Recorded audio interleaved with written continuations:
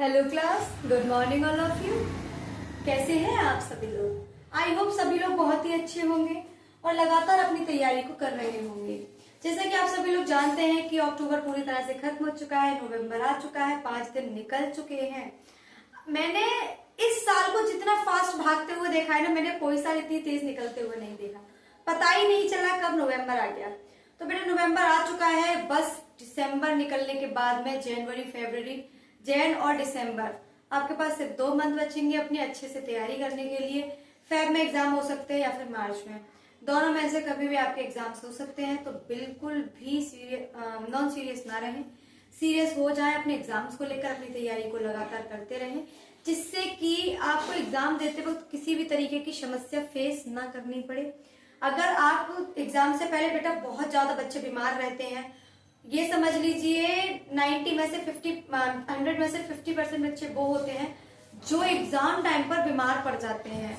वो कुछ ना कुछ कारण रहता है। तो आप लोग, सर्दियां आ गई हैं, गर्म कपड़े पहनना शुरू कर दीजिए और जितना हो सके उतना चीजों से दूर रहे, जैसे ठंडा पानी यूज करना बंद करें, जिससे कि आप लोगों को समस्या ना हो।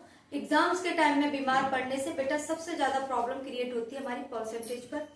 हमारी परसेंटेज हमेशा डाउन चली जाती है और आप जानते हैं कि 10th हमारा बेस होता है। आप फ्यूचर में कभी भी कोई भी एग्जाम में फिल करेंगे ना, तो उसके लिए आपकी 10th की मार्कशीट ही ली जाएगी। तो इसलिए 10th पर बहुत अच्छे से फोकस करें, अच्छे से अच्छे मार्क्स ऑब्टेन करें, जिससे कि आपका परसेंटेज का वेटेज अच्छा आ जाए। तो चलिए बेटा आज शुरुआत करते हैं नए सेशन के साथ, नए क्वेश्चन के साथ। सबसे बड़ी बात कि हम क्वेश्चन पेपर सेकंड करा रहे थे, जिसमें मैंने आप लोगों को बहुत सारे क्वेश्चंस कल करा दिए थे। अब लास्ट क्वेश्चन 4 से 5 बाकी हैं, वो करेंगे और उसके बाद में सैंपल पेपर 2 पूरी तरह से खत्म हो जाएगा और नए सैंपल पेपर की तरफ हम कल आगे बढ़ेंगे। तो चलिए शुरुआत करते हैं। आइए हटा देते बेटे इसे,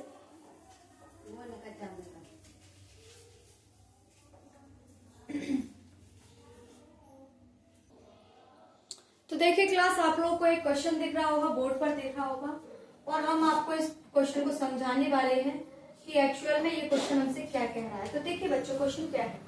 क्वेश्चन है समरूप त्रिभुज के गुणों का प्रयोग करके सिद्ध कीजिए कि समकोण त्रिभुज में कर्ण का वर्ग शेष 2 भुजाओं के वर्गों के योगफल के बराबर होता है।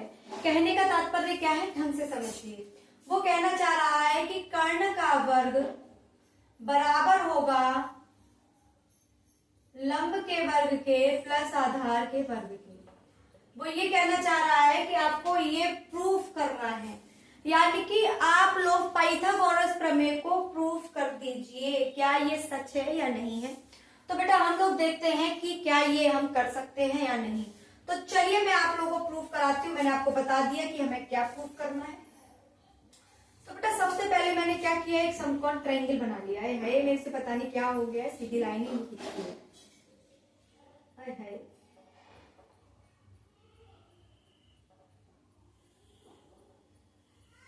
बेटा ये बना लिया मैंने समकोण त्रिभुज। उसने बोला है समरूप त्रिभुज के गुणों का प्रयोग करके सिद्ध कीजिए। समकोण त्रिभुज है तो बेटा समरूप त्रिभुज, मैंने इसको इससे मिला दिया और मैंने इसे 2 ट्रायंगल में डिवाइड कर दिया। कितने? 2 ट्रायंगल में। और बेटा ये दोनों ट्रायंगल जो है वो आपस में क्या है, समरूप त्रिभुज है। ये ट्रायंगल इस पूरे ट्रायंगल के भी समरूप है और ये ट्रायंगल इस पूरे ट्रायंगल के भी समरूप है। तो चलिए बेटा देखते हैं कैसे करना। मान लो मैंने इसे ए मान लिया, इसे बी मान लिया, इसे सी मान लिया और इसे ओ मान लिया। ठीक है, ये मैंने इसे मान लिया। अब बेटा सबसे पहले हम लोग स्टार्ट करते हैं, कैसे करेंगे। मैंने क्या किया, मैंने ए बी ओ ट्राइंगल ले लिया। सबसे पहले मैंने ट्राइंगल लिया ए बी ओ तथा मैंने दूसरा ट्राइंगल लिया पूरा पूरा का पूरा बेटा ए बी सी में। मैंने पूरा का पूरा ट्राइंगल ले लिया। अब क्या बेटा हम क्या करेंगे, जो हमारा ट्राइंगल है उसमें जो एंगल ए है बेटा दोनों में इक्वल आ रहा है, तो एंगल ए बराबर होगा एंगल ए के। क्यों बेटा, ओबाइनिस्ट है। ठीक है, अब हम क्या लेंगे बेटा, एंगल ए ओ बी बराबर होगा एंगल ए बी सी के। एंगल ए ओ बी बराबर होगा एंगल ए बी सी के। तो इससे ये प्रूफ हो गया कि ट्राइंगल ए बी ओ जो है वो सर्वांगसम है ट्राइंगल एबीसी के, यानी कि समरूप है एबीसी के। जब भी ये कंडीशन प्रूफ हो जाती है तो बेटा इनके रेशियो क्या हो जाते हैं, बराबर हो जाते हैं। ए ओ बट्टे ए बी बराबर होगा ए बी बट्टे ए सी के। यहां तक क्लियर है बेटा? अगर यहां तक क्लियर है तो बहुत अच्छी बात है, आगे देखिए। अब क्या करेंगे बेटा, हम इनका क्रॉस मल्टीप्लाई कर देंगे। ए ओ मल्टीप्लाई ए सी बराबर होगा ए बी का स्क्वायर। बेटा ये इक्वेशन 1 बन गई। क्या बन गई बेटा? इक्वेशन 1। अगर आपको यहाँ तक समझ में आ गया तो प्लीज इसे राइट डाउन कीजिए, स्क्रीनशॉट लीजिए, जो करना है करिए, क्योंकि इसे मैं हटाने वाली हूँ और मैं नया आगे कराने वाली हूँ। क्वेश्चन में आगे क्या करना है बेटा, मैं क्वेश्चन हटा रही हूँ क्योंकि मुझे क्वेश्चन की नीड नहीं है, तो मैंने क्वेश्चन को रिमूव कर दिया है और बेटा मैंने इनको भी हटा दिया है अप्रॉक्स। जिसकी जरूरत है सिर्फ वही रखेंगे। अब क्या करेंगे बेटा, मैंने क्या किया, मैंने ले लिया ट्राइंगल ओ बी सी तथा ट्राइंगल ए बी सी में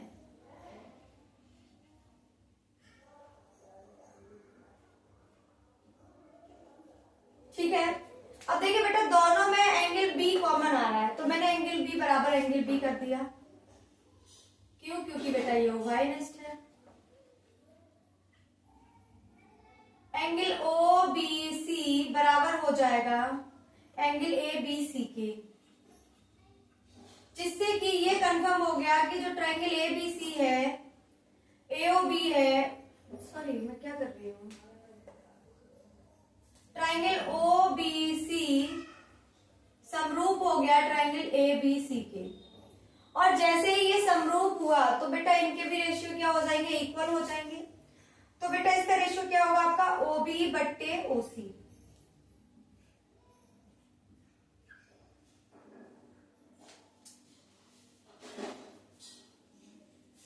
ओ बी बट्टे ओ सी, इसका हम क्या करेंगे, ए बी बट्टे ए सी।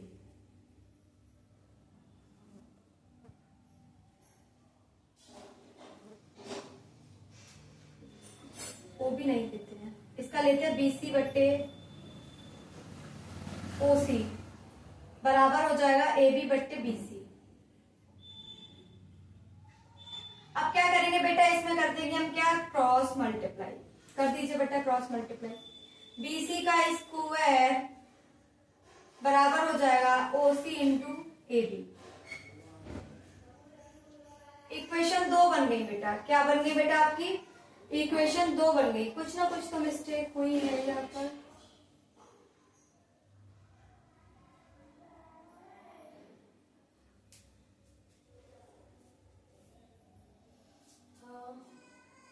एक सेकंड बेटा, देखते हैं इसमें क्या मिस्टेक हो रही है।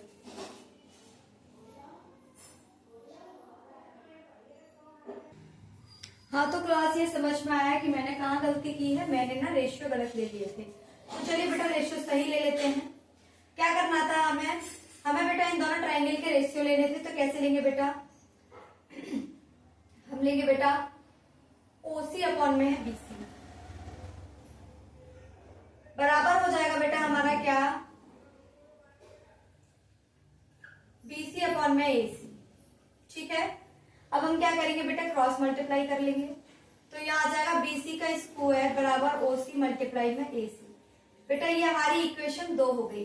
अब हम क्या करेंगे, इक्वेशन 1 और इक्वेशन 2 को जोड़ देंगे। तो इक्वेशन 1 व इक्वेशन 2 को जोड़ने पर तो बेटा मैं ऊपर से हटा रही हूं,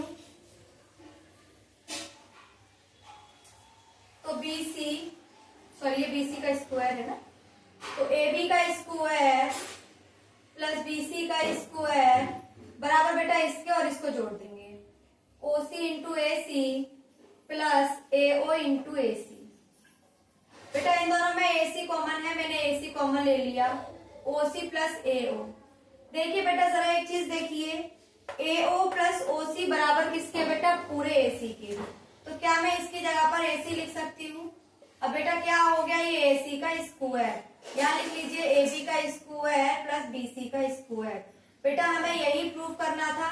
ये आपका कर्ण है, ये लंब है और ये आधार है। अगर क्लियर हो चुका है तो प्लीज बेटा देख लीजिए और इसे उतार लीजिए कैसे करना था। समझ में आ गया है तो उतारें इसे अपनी कॉपी पर और फिर हम लोग बढ़ जाएंगे नेक्स्ट क्वेश्चन की तरफ कि नेक्स्ट क्वेश्चन हमें कैसे करना है। चलिए स्टार्ट करते हैं नेक्स्ट क्वेश्चन।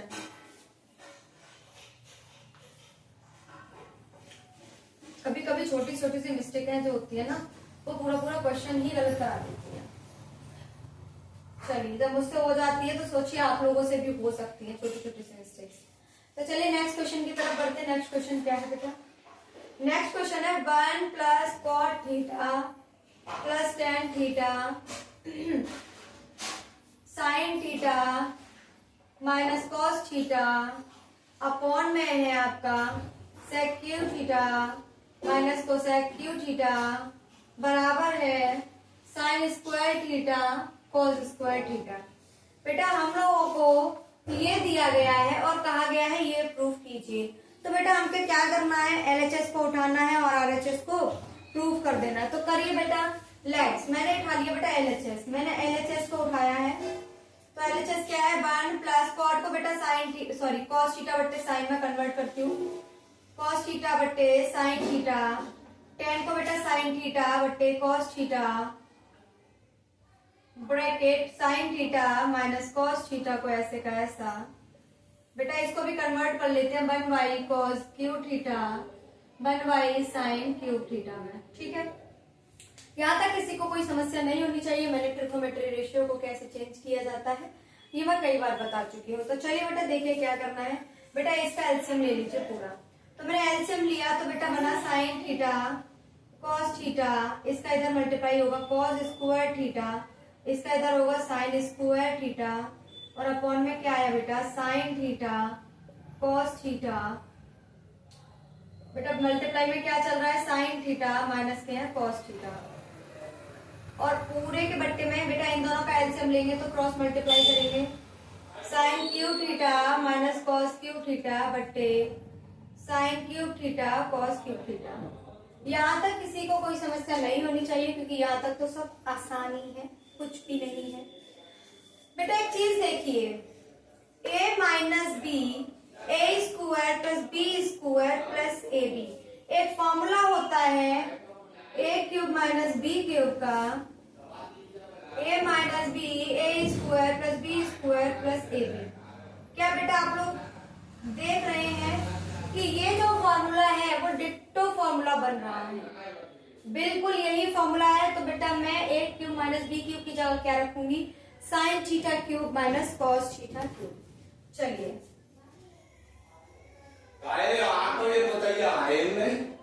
तो बेटा देखिए क्या करना है हम लोगों को। इसकी जगह पर रखेंगे sign cube theta minus cos cube theta, यहाँ स्पेस नहीं है ऊपर हटा देते हैं। इसे मैंने बेटा हटाया। हाँ तो बेटा ये क्या हो गया? Sign cube theta minus cos cube theta, नीचे बेटा साइन थीटा कॉस थीटा। बेटा ये ब्रैकेट में क्या बचा? Sign cube theta minus cos cube theta. बेटा ये जो है मैं इसे ऊपर ले जा रही हूँ, sign cube theta cos cube theta. देखिए बेटा ये इससे पूरा पूरा कैंसिल आउट हो गया। साइन थीटा से sign cube theta, cos theta से कॉस क्यूब थीटा, क्या बचा? Sign square theta cos square theta. बेटा यही आपका आरएचएस था तो प्रूफ हो गया एलएचएस बराबर है आरएचएस। यही क्या बेटा आपका आंसर होगा। अगर क्वेश्चन समझ में आ गया है तो राइट डाउन करना ना भूलें और इसे उतारने के बाद हम लोग बढ़ने वाले हैं नेक्स्ट क्वेश्चन की तरफ और देखते हैं नेक्स्ट क्वेश्चन क्या है। तो नेक्स्ट क्वेश्चन में हम लोगों को बहुलक ज्ञात करने के लिए कहा है।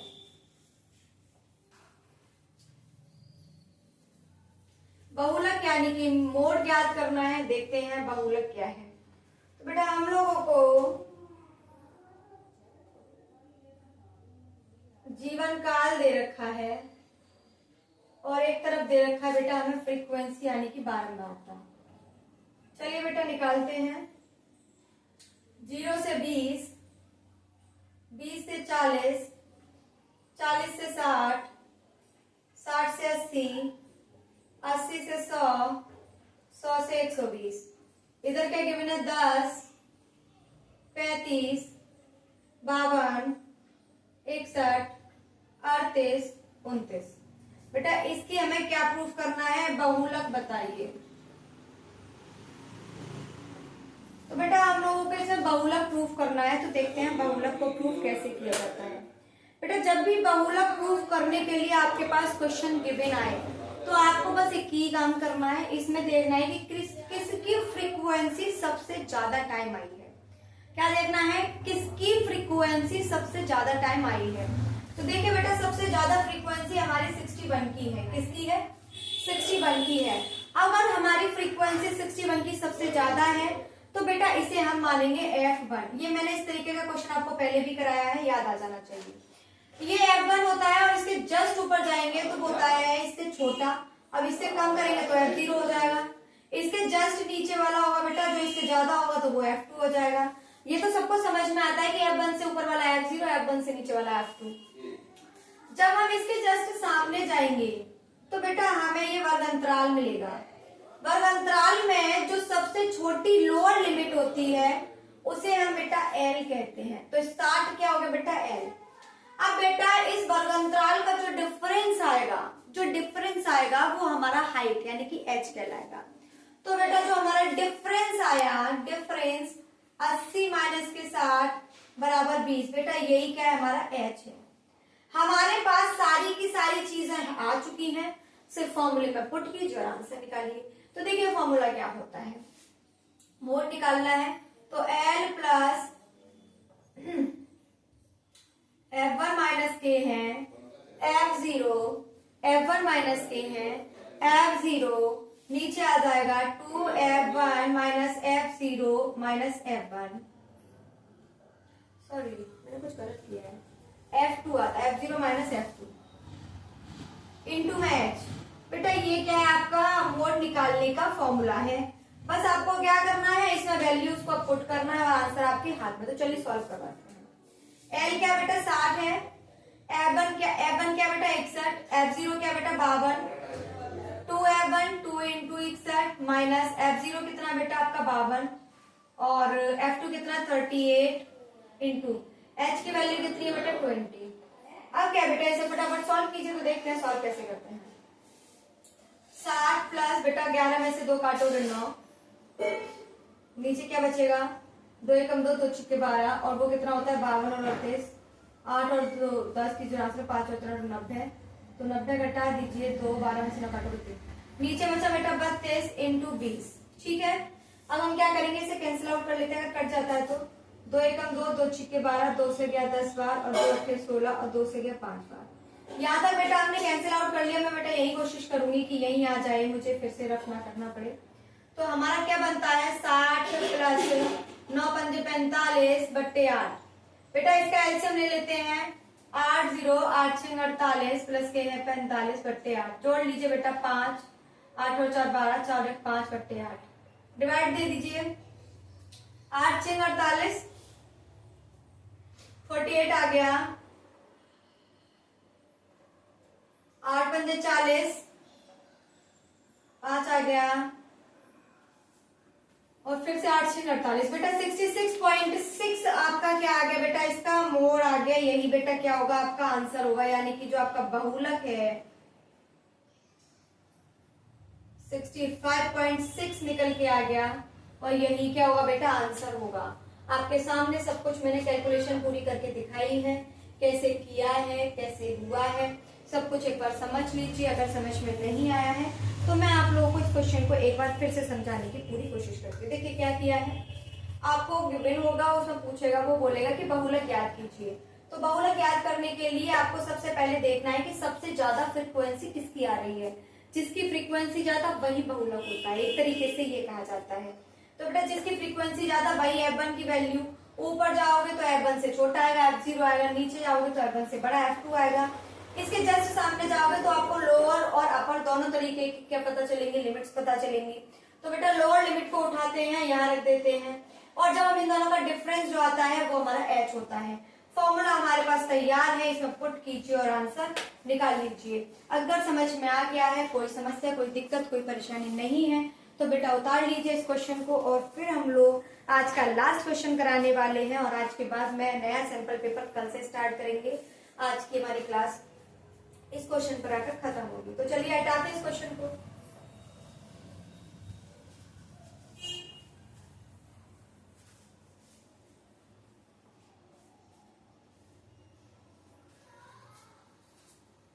क्वेश्चन क्या है बेटा, एक मीनार के शिखर से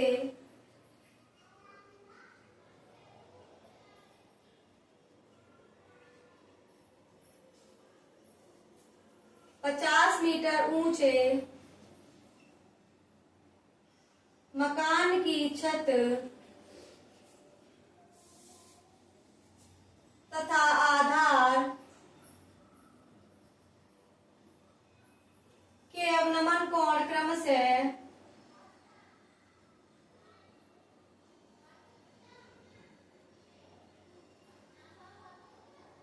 30 और 60 है।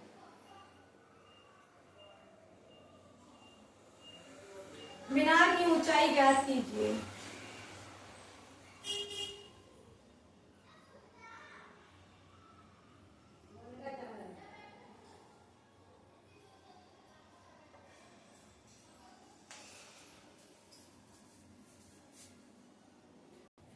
तो चलिए बच्चों देख लीजिए, आपके सामने एक क्वेश्चन लिखा हुआ है, इसको हमें सॉल्व करना है। क्वेश्चन क्या है, एक मीनार के शिखर से 50 मीटर ऊंचे मकान की छत तथा आधार के अवनमन कोण क्रमशः 30 और 60 है। मीनार की ऊंचाई ज्ञात कीजिए। बेटा हमारी क्लास का लास्ट क्वेश्चन है। कल इसके बाद में नए क्लास के साथ, नए क्वेश्चन के साथ, नए सेशन के साथ आप सभी के बीच में हाजिर होंगे। तो देखिए बेटा, सबसे पहले एक यहाँ मीनार बनी हुई है, कुछ ऐसे एक मीनार बनी हुई है और उसके सामने एक घर बना हुआ है। उसने बोला है जो मीनार है उसके टॉप से इसके टॉप का एक एंगल बन रहा है, यानी कि इसके शिखर से इसके शिखर तक एक एंगल बन रहा है जो 30 डिग्री का बन रहा है। और जो घर है ना, इसकी जो हाइट है वो 50 मीटर दे रखी है। अब उसने कहा है कि जो मीनार का टॉप है ना, उससे इसके घर के बॉटम से भी एक एंगल बना रहा है।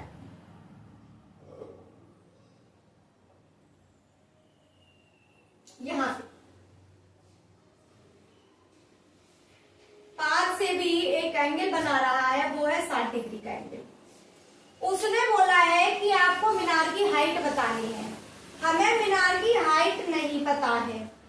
तो आप लोग देख रहे हैं कि अगर इतनी हाइट 50 है तो यहां तक की हाइट तो इसकी भी 50 ही रहेगी। यहां तक की हाइट तो इसकी भी 50 ही रहेगी। हमें इतनी हाइट नहीं पता है, तो बेटा ये कितनी हो जाएगी, टोटल हाइट में से 50 घटा देंगे तो हमारे पास ऊपर वाली हाइट निकल आएगी। तो चलिए बेटा स्टार्ट करते हैं। सबसे पहले इसमें निकालते हैं। मैंने बेटा इसे x मान लिया, डिस्टेंस को। तो सबसे पहले बेटा हम इसमें आते हैं तो tan 30 लगाएंगे, जो कि बराबर होगा लंब बट्टे आधार के। ठीक है, अब क्या करेंगे बेटा, tan 30 बराबर h माइनस 50 बट्टे x। अब बेटा tan 30 की वैल्यू होती है 1/√3 बराबर होगा h माइनस 50 बट्टे x। बेटा क्रॉस मल्टीप्लाई करेंगे, h बराबर हो जाएगा √3, h माइनस के है 50, x बराबर हो जाएगा √3 h माइनस के 50। हमें x की वैल्यू पता चल गई कि हमारी ये है। अब बेटा हम जरा tan 60 लगा देते हैं। क्या लगा देते हैं, tan 60। tan 60 में बेटा पूरा h आएगा और नीचे कितना आ जाएगा बेटा, x आ जाएगा। tan 60 बेटा √3 के बराबर है h बट्टे x की वैल्यू बेटा ये आई है, यहाँ लिख लीजिए √3 h माइनस के है 50। अब बेटा क्या कर देंगे, क्रॉस मल्टीप्लाई कर देंगे। कर दीजिए बेटा, √3 का 3 में मल्टीप्लाई करोगे तो 3 हो जाएगा। h माइनस के 50 बराबर हो जाएगा h के। बेटा अंदर मल्टीप्लाई कीजिए, 3h माइनस के 150 बराबर हो जाएगा h के। बेटा इस वाले h को इस तरफ ले जाइए और 150 को उस तरफ ले जाइए। तो 3h माइनस के h बराबर 150। बेटा 3h में से एक h कटेगा तो 2h बचेगा 150। अब बेटा h 2 का इसमें डिवाइड लगाएंगे तो बेटा आपका कितना आ जाएगा, 75। यानी कि जो h जो टोटल h है वो 75 है। इतना अगर 50 है तो बेटा ये कितना है, 25 है। अगर आप लोगों को समझ में आ गया है तो बेटा उतार लीजिए। क्वेश्चन पेपर खत्म हो चुका है और इसके बाद में हमारी आपसे मुलाकात होगी नेक्स्ट सेशन में कल। तो अगर आप लोगों को मेरी क्लास पसंद आती है तो प्लीज बेटा लाइक शेयर सब्सक्राइब करना ना भूलें, क्योंकि आप लोगों का एक शेयर, एक लाइक, एक सब्सक्राइब बहुत मायने रखता है मेरे लिए। पहली बार तो आप सभी का बहुत बहुत थैंक यू मुझे इतना सपोर्ट करने के लिए, मुझे यहाँ तक लाने के लिए, और इसी तरह से मेरा सपोर्ट करते रहे, मुझे और आगे ले जाएं, जहां तक हो वहां तक मेरी पूरी क्लासेस को शेयर करें बच्चों के साथ। और जो लोग बहुत ज्यादा जरूरतमंद हैं, फाइनेंशियली वीक हैं, उनको तो प्लीज जरूर शेयर कर दिया करें। आज हम आप लोगों से यहीं तक आप लोगों से मुलाकात रहेगी। इसके बाद में हम आपसे विदा लेना चाहेंगे। क्लास में यही खत्म करते हैं। आप सभी का बहुत बहुत धन्यवाद, बहुत बहुत शुक्रिया।